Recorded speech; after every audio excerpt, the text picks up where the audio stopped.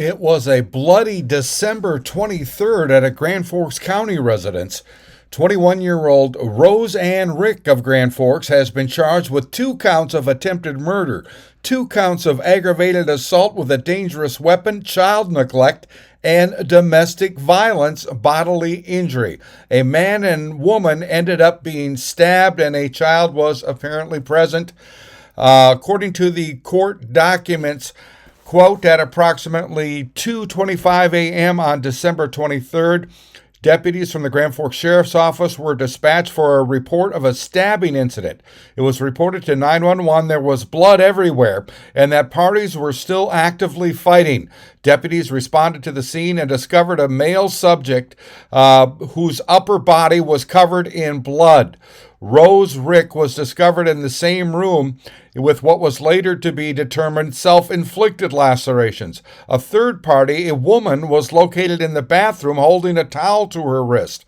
Immediate aid was rendered by deputies who discovered a stab wound near the male's left shoulder, back of neck area that was bleeding profusely. All 3 parties were transported to the hospital for evaluation and treatment of injuries. Through the investigation, it was learned that Rose Rick became intoxicated after going out drinking with one of the victims, the male. After returning home, Rick became upset and attempted to attack the male's live-in girlfriend and sexual partner of Rose's, a female. She was described as going on a rampage, hitting walls and cutting herself with a knife from the kitchen counter and yelling about men. Rick allegedly chased the female victim to the bathroom carrying the knife. Rick entered the bathroom by forcing her way in and attempted to stab the female in the throat with a knife, saying, quote, I'll kill you both. But the female was able to block the knife. While blocking the stabbing attempt, she received a laceration to her right wrist requiring stitches. Rick also punched the female victim in the head several times, causing pain.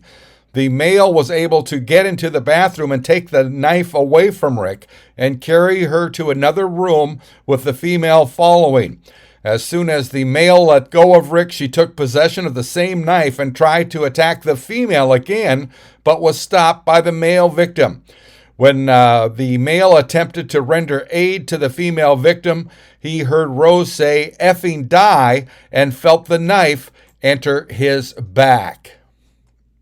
Rose began apologizing several times while Jennifer searched for a towel, allowing an unknown amount of time to lapse.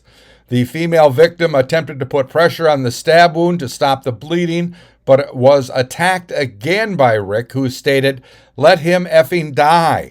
During the investigation, a small fixed blade knife was discovered to have what appeared to be blood on the blade, matching the description of the knife used. It was provided to deputies by the victim. I'm Neil Carlson reporting for iNewZ.TV.